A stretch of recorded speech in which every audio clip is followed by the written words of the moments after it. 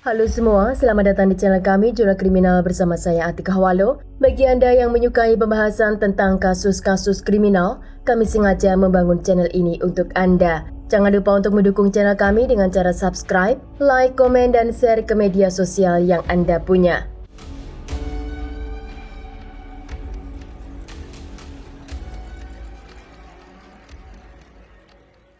Pada tanggal 28 April pada tahun 1997, di kota Cape Town, negara Afrika Selatan, ada seorang wanita bernama Caleste Nurse melahirkan seorang bayi perempuan di sebuah rumah sakit bernama Groote Schuur, didampingi oleh suaminya yang bernama Morne. Bayi itu mereka beri nama Zephanie Nurse, dan 3 hari setelah bayi itu lahir, Caleste masih berada di ruang perawatan, sedang bayi Zephanie berada di samping ranjang ibunya.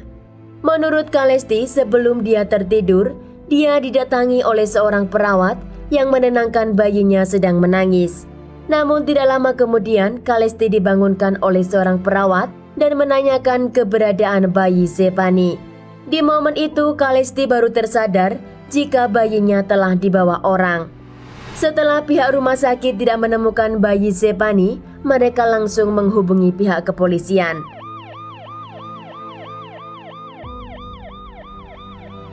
Namun karena tidak adanya kamera, sangat sulit untuk mencari jejak bayi Zephanie yang telah dibawa pergi. Pihak otoritas menemukan bantal, selimut, tas, dan juga baju Zephanie berada di sekitar area rumah sakit. Namun tidak ada informasi yang mereka dapat kemana bayi Zephanie dibawa pergi. 5 hari setelah Caleste melahirkan, dia pulang ke rumah tanpa bayi Zephanie.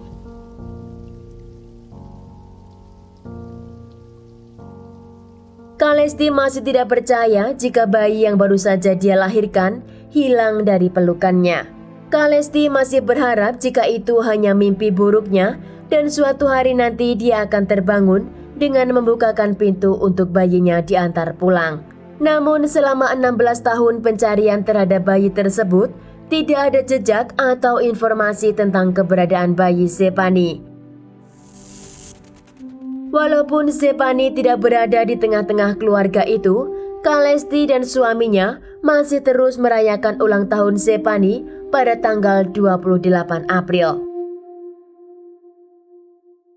Pencarian terhadap Zephanie pun masih terus mereka lakukan dari poster, internet, dan juga sosial media. Caleste dan suaminya memiliki 3 orang anak lagi setelah mereka kehilangan bayi Zephanie.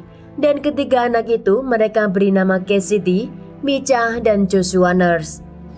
Pada bulan Januari tahun 2015, Casey masuk sekolah menengah pertama, dan di sekolah itu dia diperkenalkan dengan kakak kelasnya yang bernama Missy Solomon.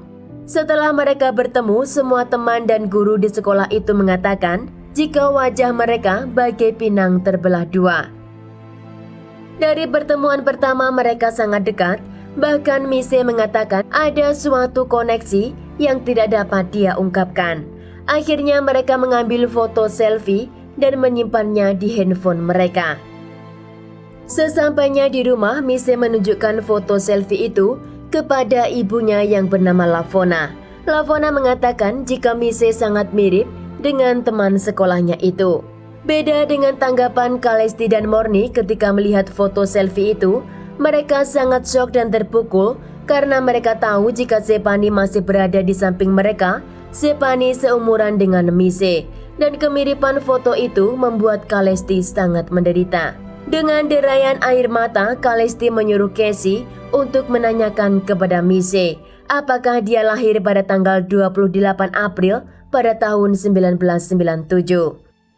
Keesokan harinya, Casey bertemu Missy di sekolah dan Casey menanyakan apakah dia lahir pada tanggal 28 April pada tahun 1997. Dan Missy menjawab jika benar dia lahir pada tanggal 28 April pada tahun 1997.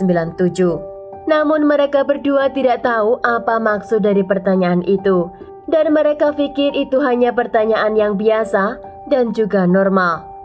Casey pun sepulang sekolah dia langsung memberikan konfirmasi kepada ibunya jika temannya itu lahir pada tanggal 28 April. Beberapa minggu kemudian, Morni setelah melihat kemiripan Mise dan Casey, dia meminta kepada Casey untuk bertemu dengan temannya sepulang sekolah.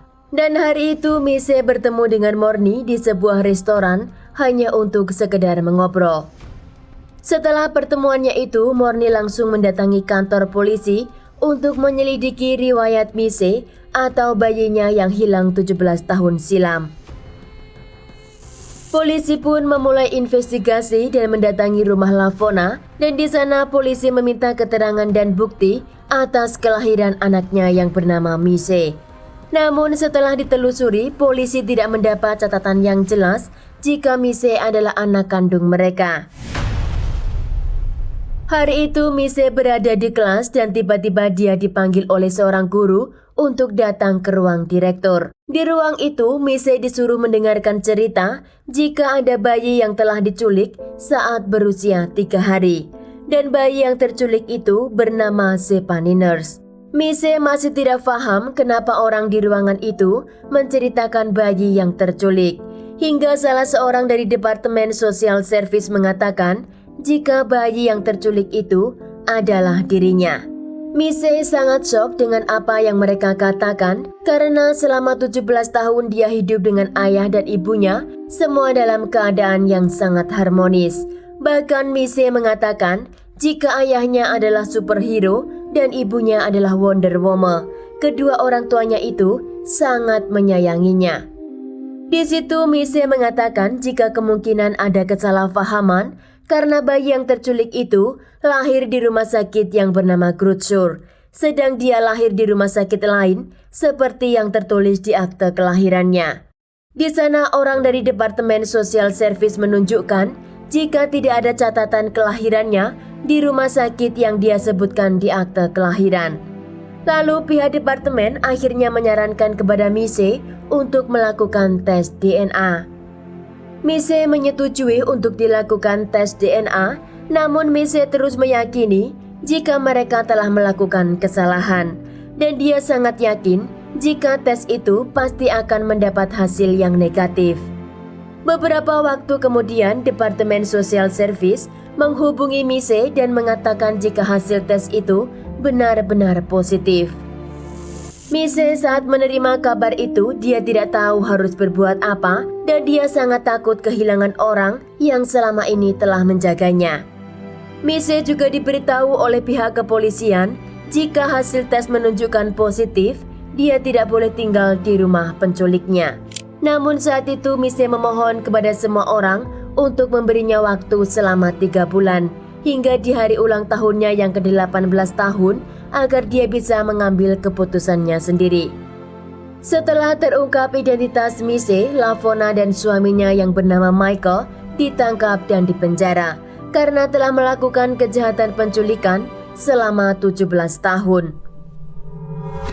Di ruang interogasi, Mise pun mendengar pengakuan dari Michael dan di sana Michael mengatakan jika dia tidak menculik bayi Zephany, yang dia tahu jika istrinya saat itu sedang hamil dan melahirkan bayi perempuan. Mise juga mengatakan kepada polisi jika Michael adalah sosok ayah yang superhero, selalu melindungi, menyupport dan juga memberikan apa yang dia butuhkan. Dari hasil investigasi, Michael akhirnya dibebaskan karena polisi tidak menemukan bukti keterlibatannya dalam kasus penculikan bayi Zephany. Sedang Lavona di ruang interogasi itu, dia tidak mau menjelaskan bagaimana dia menculik bayi Zephany. Namun dia mengatakan jika bayi itu dia ambil dari rumah temannya. Setelah ditelusuri, ternyata pada tahun 1997, Lavona pernah mengandung, namun dia mengalami keguguran.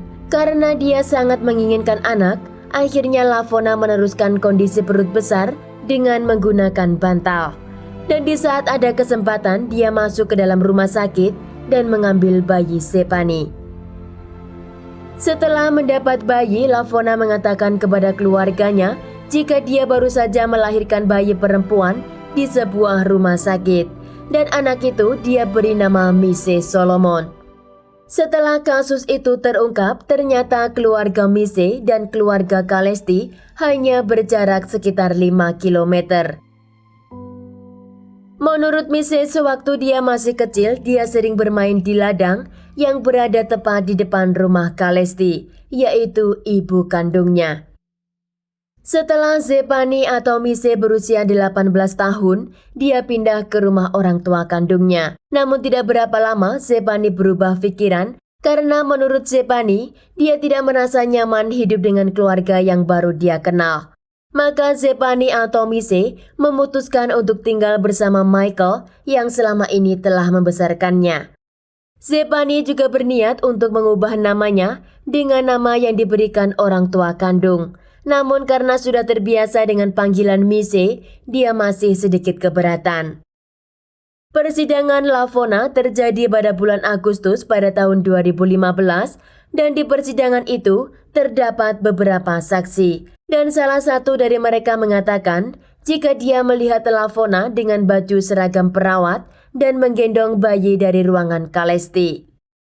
Pada tahun 2016, Valona dinyatakan bersalah dan dijatuhi hukuman selama 10 tahun penjara atas penculikan, penipuan dan juga kekerasan kepada bayi.